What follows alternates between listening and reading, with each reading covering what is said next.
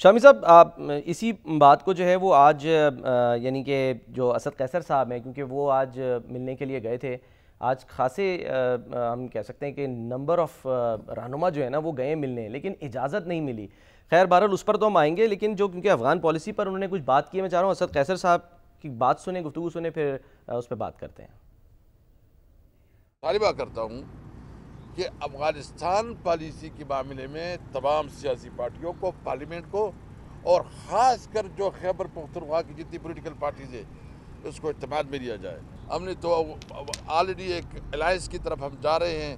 अब charter of democracy एक नई शक्ल में एक चार्टर हम बना रहे हैं, और हमारी कोशिश होगी कि कौमी एजेंडे पे हम तमाम अपोजिशन पार्टियों को इकट्ठा करें, क्योंकि इस वक्त वाहिद हाल ये है कि मुल्क में एक इलेक्शन हो, री इलेक्शन हो और ट्रांसपेरेंट फेयर इलेक्शन हो, जिस पे तमाम स्टेक होल्डर जो है ना उसको इत्तेमाद हो। अफ़गान पॉलिसी की शामी साहब बात कर रहे हैं, और उधर इससे पहले जब ख्वाजा आसिफ साहब की हमने बात सुनाई थी तो वो कह रहे हैं कि जी बाजवा साहब से पूछा जाए, और वो नेक्सस बता रहे हैं फैज़ हमीद का, बाजवा साहब का और इमरान खान साहब का, कि इन्होंने जो है वो तालिबान को यहाँ पर बसाया। देखिए, ख्वाजा आसिफ साहब जो हैं उनकी बात में एक वज़न है, लेकिन जब आप लड़ाई लड़ रहे होते हैं तो उसमें मुख्तलिफ़ तदाबीर इख्तियार करते हैं, मुख्तलिफ़ हिकमत अमली जो है उसको अडॉप्ट करते हैं, तो उसमें कोई नाकाम भी हो जाती है, कोई कामयाब भी हो जाती है। तो अगर सियासी और फ़ौजी क़यादत जो थी उस वक्त की, उसने मिलकर कोई इक़दाम किया है तो वो नतीजा खेज नहीं हुआ, तो इसका मतलब ये तो नहीं है कि हम लठ लेके उनके पीछे पड़ जाएं।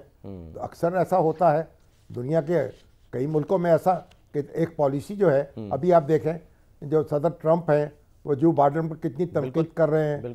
वो कह रहे हैं कि पाकिस्तान जो अफ़गानिस्तान से इनखला हुआ है अमरीकी फ़ौजों का, वो इंतहाई शर्मनाक तरीके से हुआ है, और वो इसको आगे बढ़ाना भी चाहते हैं, इसकी तहकीकात भी कराना चाहते हैं। तो ये फ़ैसले जो हैं, जो करने वाले होते हैं, जब फैसले करते हैं तो उस वक्त फिर उसके नुकसानात भी होते हैं, बाज़ औक़ात फ़वाइद भी होते हैं। तो हम माजी में ज़्यादा फंसना जो है फिर मुस्तक़बिल को धुंधला देता है। तो ख्वाजा आसिफ साहब की बात में अपना वज़न है, लेकिन हम कहाँ कहाँ कटहरे लगाएंगे और किस किस को वहाँ कटहरों में खड़ा करेंगे, हमें आज पे फोकस करना चाहिए। और जो असद कैसर साहब ये बात तो दुरुस्त कह रहे हैं ना कि हम सबको मिलकर बैठना चाहिए, तमाम सियासी जमातें बैठें, वो हुकूमत में हैं या हुकूमत से बाहर हैं, और गौर करें कि क्या तजावीज़ अपनी अपनी पेश करें, क्या तदाबीर करें।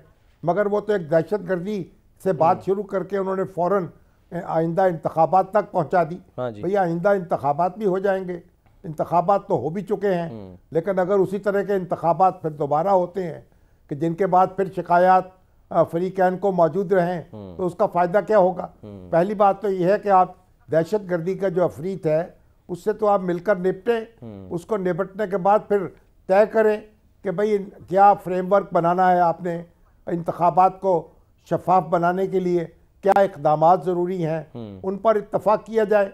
और ये सारा काम तो यानी हर काम जो है एक तरीके से होगा ना। घोड़ा जो है वो गाड़ी के आगे बांधा जाएगा, गाड़ी घोड़े के आगे नहीं बांधी जाएगी। सही। तो बात ये कि अगर गाड़ी घोड़े के आगे बांध देंगे तो ना घोड़ा चलेगा ना गाड़ी चलेगी। ठीक है।